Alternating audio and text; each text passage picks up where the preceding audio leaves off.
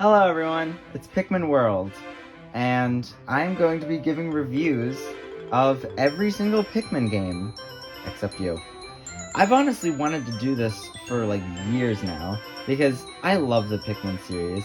It's probably my favorite video game series of all time, and all the games just hold such a special place in my heart, and with Pikmin 4 coming out pretty soon, I'm sure you guys can imagine just how unfathomably hyped I am.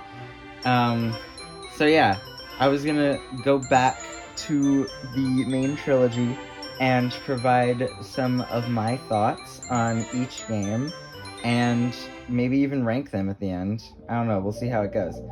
But anyway, time to get started on the reviews. And what better game to start with than the one that started it all, Pikmin 1. Pikmin 1, despite being the first game in the series, still holds up incredibly well. The gameplay is admittedly less polished, and I do get really annoyed when the Pikmin just randomly trip at times, but other than that, it's still really refined, and I always have a blast when I play this game, and I play it quite a lot, which is strange because it's the shortest game in the series, and so you would think that that would make it repetitive and therefore it would get less fun over time. But honestly, I feel like it does the opposite. The fact that it's shorter, but it's more refined the whole way through, makes it an infinitely replayable experience that I find myself frequently going back to and doing various challenge runs and just having a great time in general. The story is also really great. At first glance, it seems pretty simple, because it's just kind of like, oh, Olimar crashes on the planet, rebuild his ship in 30 days. But then you realize that, like, there's actually a lot more to it, because you see Olimar's journal logs, and he talks about, like, his family and various stuff with, like, his backstory, and how he wants to see his family again, but, like, he's gonna die if he doesn't get off the planet in 30 days. And it's actually really dark for a Nintendo game, and honestly, I love that. I love how just, even though it's still, like, pretty simple and gets to the point, it's so much more layered and complex, and it really makes you, like, care about Olimar, because he's such a just, like, layered protagonist compared to, like, Mario, for example, who's just like, wahoo, let's go. Um, yeah, I honestly just, the story, like, even though it, like I said, it's, like, simple and it doesn't really seem like it's that complex, it really is a lot deeper and darker when you stop and think about it. Also, I gotta say, Pikmin 1 has the best tutorial of any game in the series, because the other games will usually have a character that just kind of explains all the game mechanics to you, and it's kind of boring. But with Pikmin 1, you're able to explore and figure out the game mechanics on your own by, like, experimenting in the opening area. And honestly, I wish the other games did that too, because it's really fun. And as for the Pikmin themselves, they're freaking adorable, but what happened to the yellows? uh, okay, hear me out. So this game introduces the three main types that have been in every game in the series: red, yellow, and blue Pikmin. And the red Pikmin are actually, like, the most useful they've ever been in the series, being the best in combat and able to withstand fire, which is one of the deadliest hazards in the game. And then the blue Pikmin are great for underwater exploration, and I'm pretty sure, like, half the treasure, or ship parts, sorry. I'm pretty sure, like, half the ship parts in the game require blue Pikmin to obtain. They're just that useful. But the yellow Pikmin, all they do is they can be thrown higher, and they can carry bomb rocks, which, while admittedly that is, like, pretty useful since there's a lot of, like, bomb walls in the areas, it's honestly pretty situational, because it kind of just feels like you need them for very specific and, like, cryptic parts. Whereas with red and blue, it's more you can just like generally use them pretty much anywhere. So yeah, red and blue are great. Yellow is kind of but it gets better in the other games, so that's good. Another thing Pikmin 1 does really well is its areas, because they feel a lot more open than something like Pikmin 3, for example, where they're pretty linear.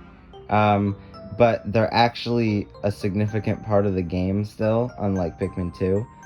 And I feel like Pikmin 1 just kind of nailed it, because in every area, there's always stuff to do at pretty much every corner of the area, and you're never bored because there's always stuff going on, whether it's ship parts to collect, puzzles to solve, enemies to fight.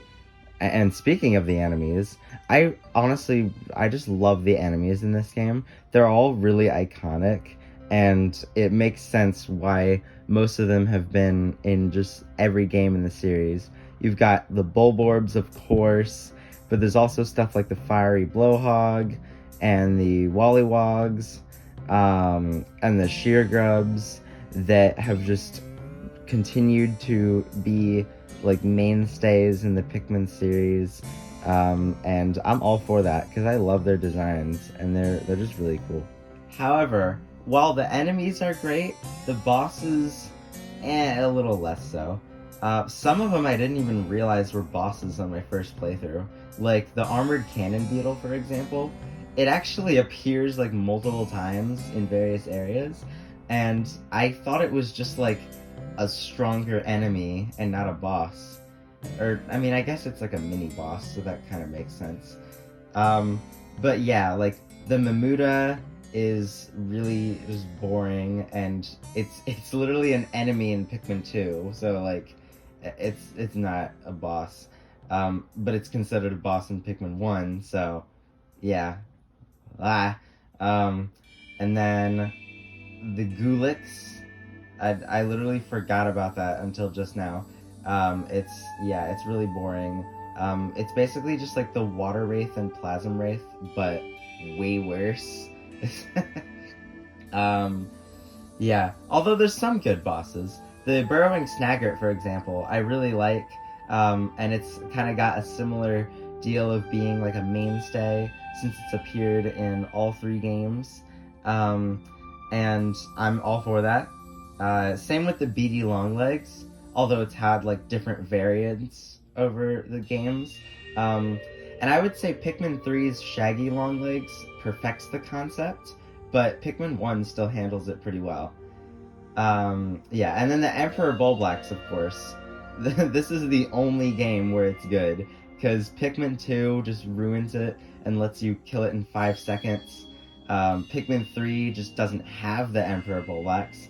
And then the game that must not be named, I'm not even going to talk about that boss fight. So, yeah. Emperor Bulblax is great. It's a great final boss. And while some of the other bosses are pretty good, most of them are just kind of forgettable. I guess the Smoky Prog also is a pretty good one. Yeah.